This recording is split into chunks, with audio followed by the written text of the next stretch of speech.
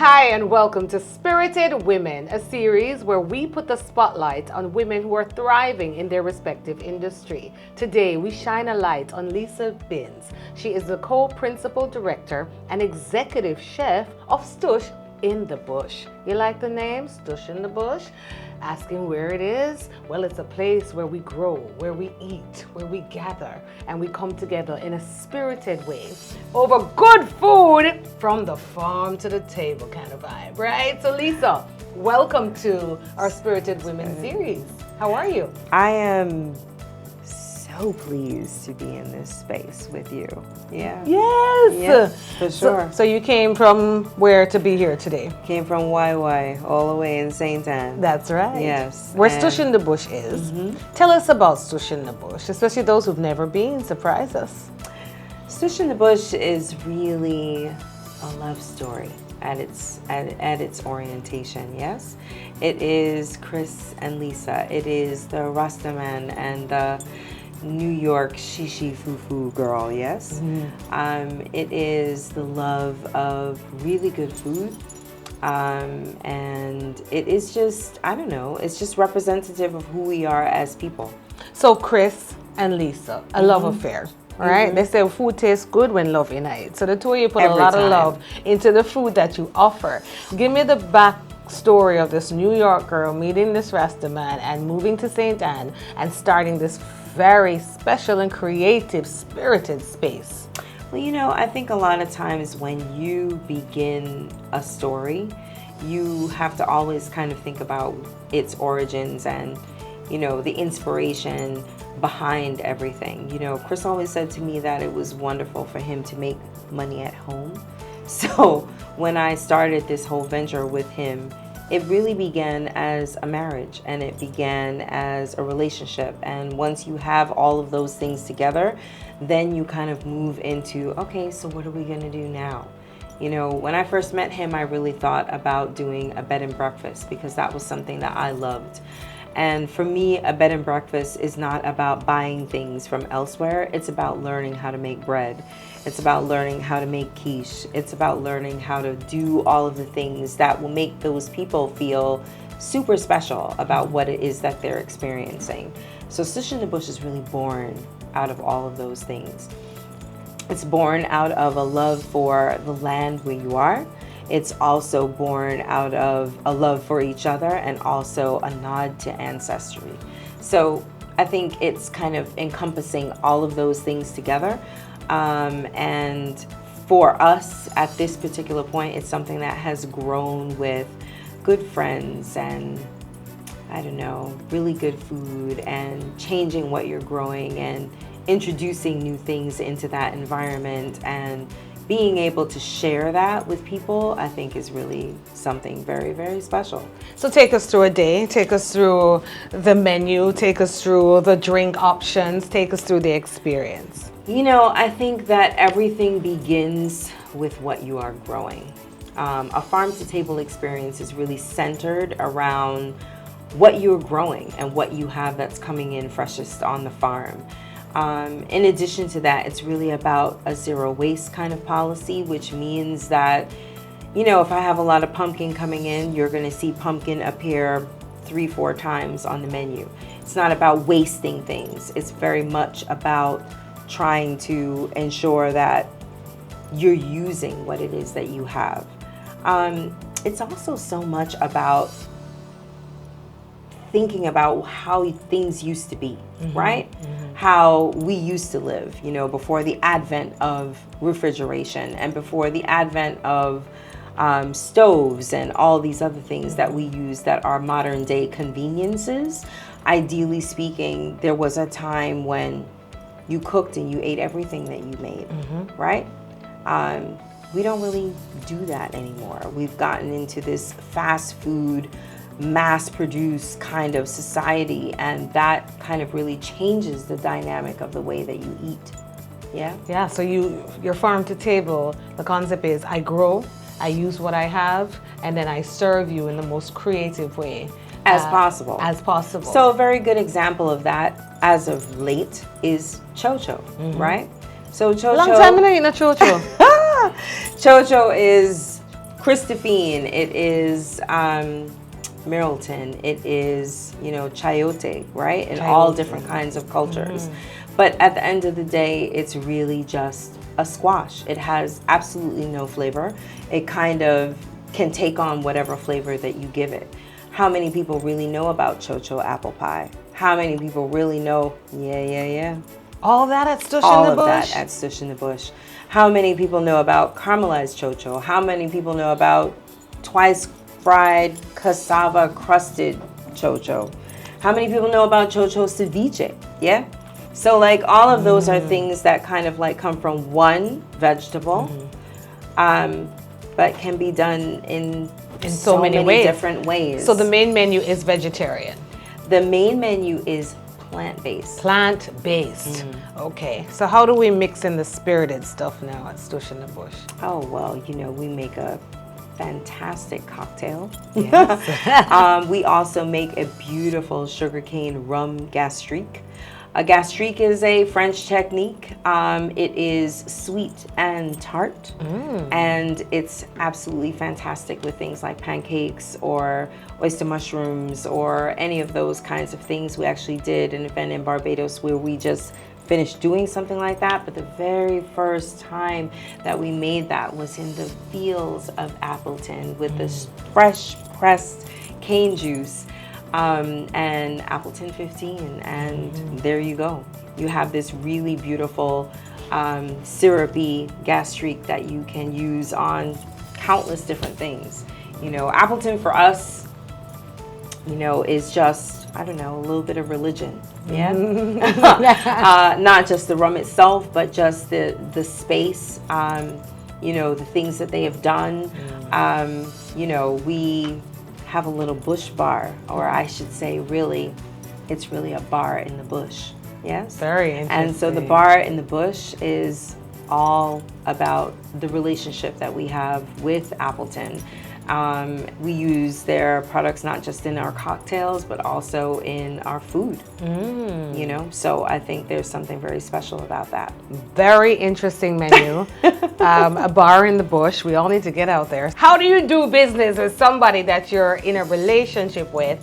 How do you manage that? So I think it's very important always to kind of define your roles. Chris is the farmer and I am the chef, right? And, there are moments when he kind of calls me on all of the things that are sort of coming in on the farm and how we are using all of those to their maximum. Because really at the end of the day, you don't want to waste anything, right? So there's a lot of that kind of dialogue. I am the seed purveyor or the seed romancer, let's call it, right? So I kind of choose a lot of the seeds that we are growing. They are all organic seeds. We use a little company in Vermont to kind of bring them in, and I think it makes a huge difference.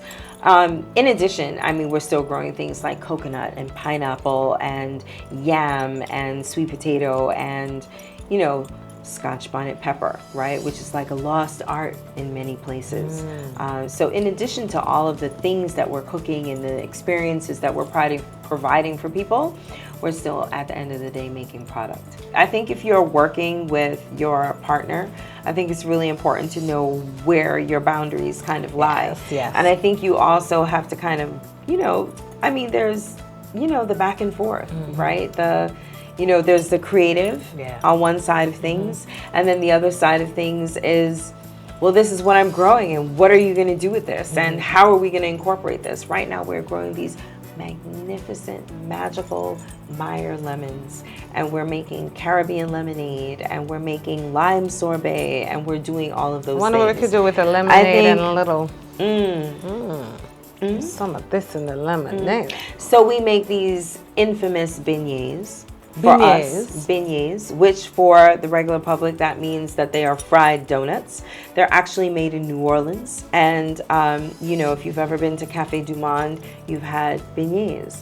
And for me, it's really special. I've been to Café du Monde several times. And hands down, I will tell you that our beignets are top of top. Yeah, they're better than theirs. Yes, and we have folded and made recipes with Appleton rum. So we soak the raisins in the Appleton rum, and then you fold those raisins into the beignets, and you have Appleton soaked raisin beignets. Lisa, I'm hungry. Stop I'm it. sorry for you. Cha-cha.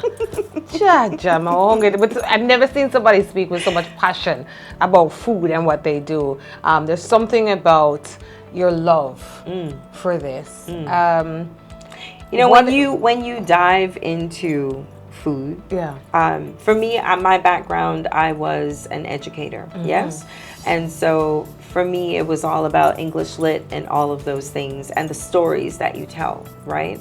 So moving into food is just another way to educate people about the fact that there are so many vegetables, there are all of these things, and for you to think that it's just about steam this or saute that is not, it's just unrealistic.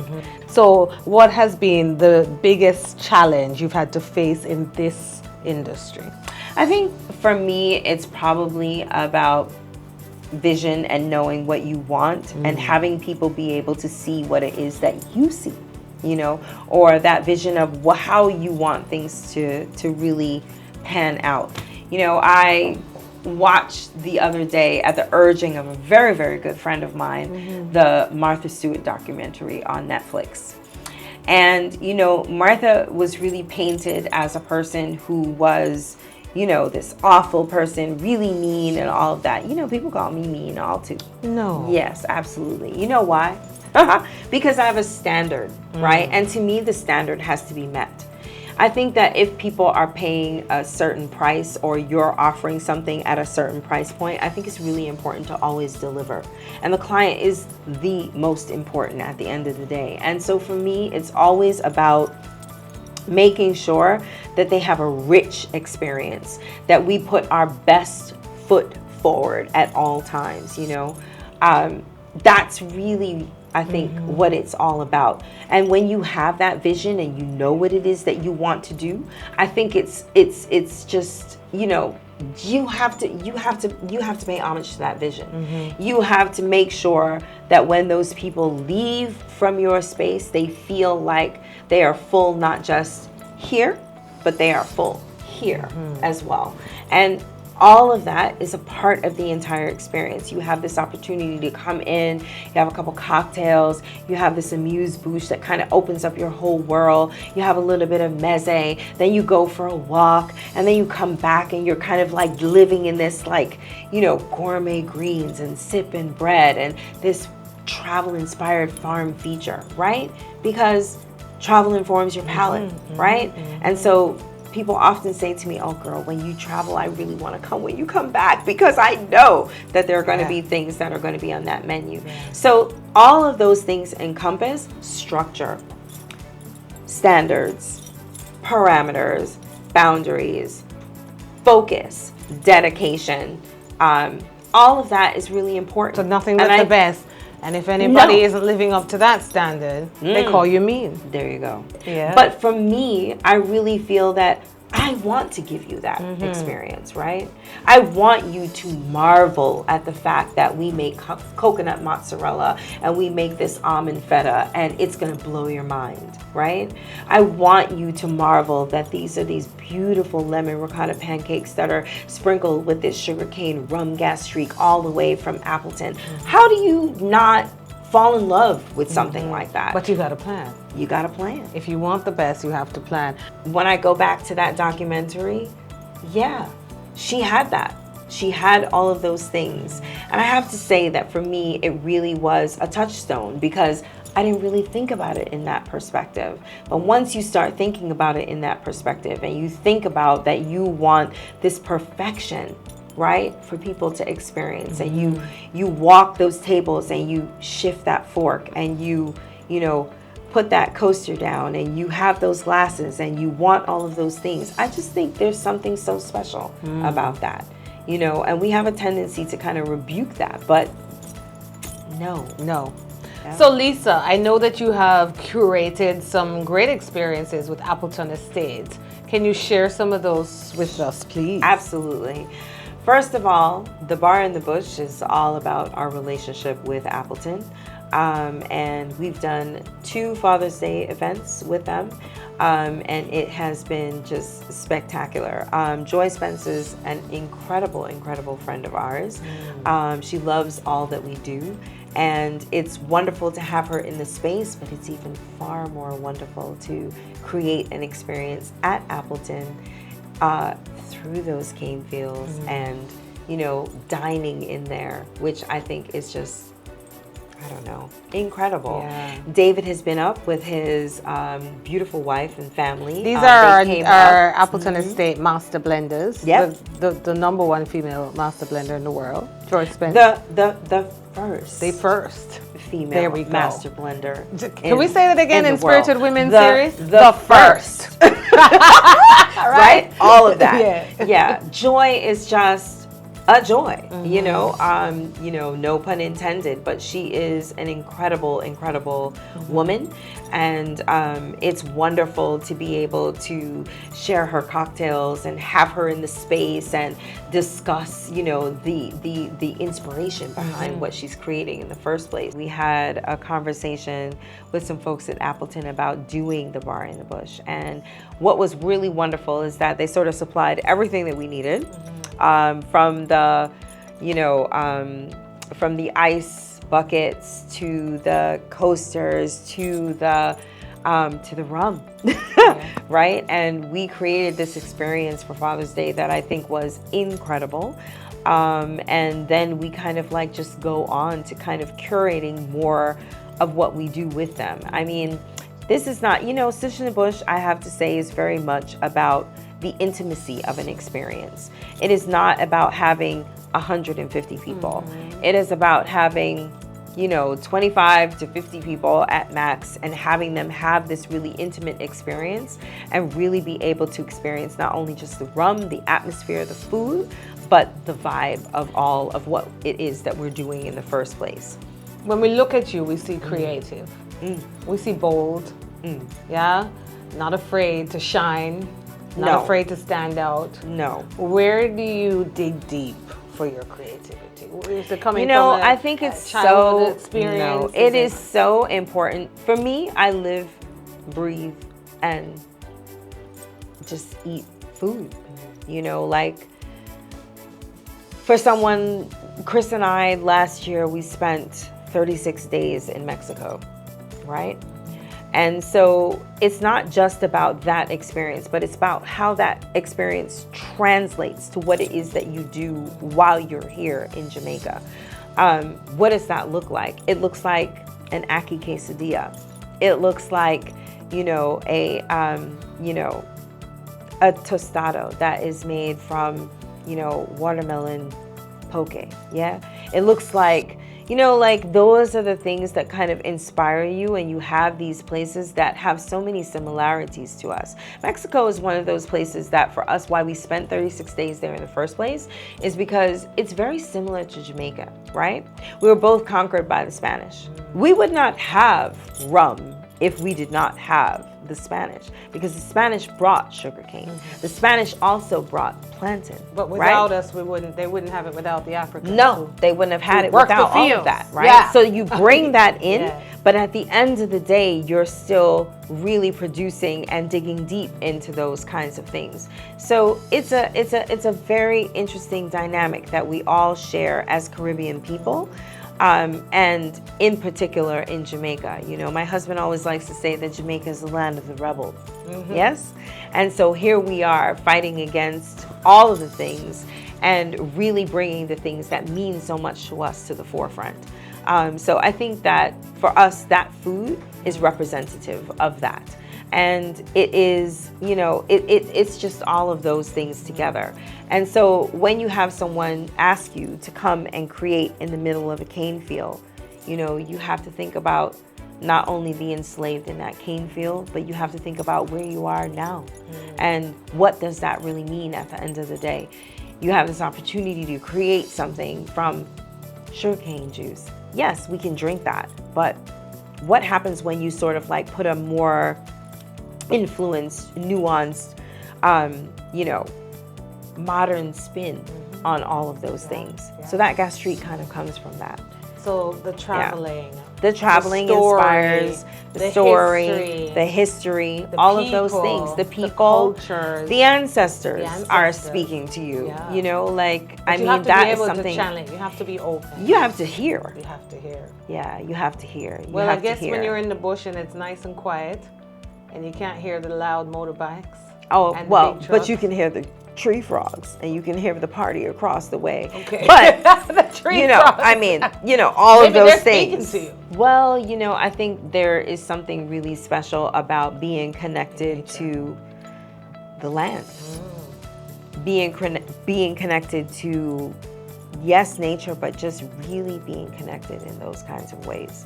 You know, being grounded in what it is that you're actually doing. And I think for us, we have always really given so much thought to that.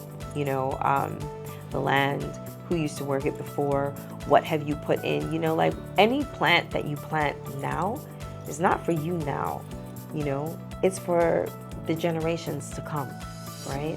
And I think for us, for Chris and I would have to say that it would be, you know, the children coming back to do those things and take that to the next level. How many you know? children do you have, Lisa? You and Chris? Together, 3. 3. Yeah. But all in different stratospheres, all in different attitudes, all in different, you know, you know, everybody's their own person. You have to remember that at the end of the day. But I think for us, that would be just the piece de resistance. Yeah? Yeah. It would but be as that. you said, you're already creating new families and a legacy for those that are working with you. Absolutely. For those that even come and experience Absolutely. a spirited moment at Stush in the Bush. Yeah. Thank you, Lisa. Oh, you're I'm so still welcome. hungry. That is a spirited woman. And that was another episode of Spirited Women. Wow. Until the next one, I'm Empress Golding. Stay spirited. And I'll meet you at Stush in the Bush. But She's make sure so long overdue.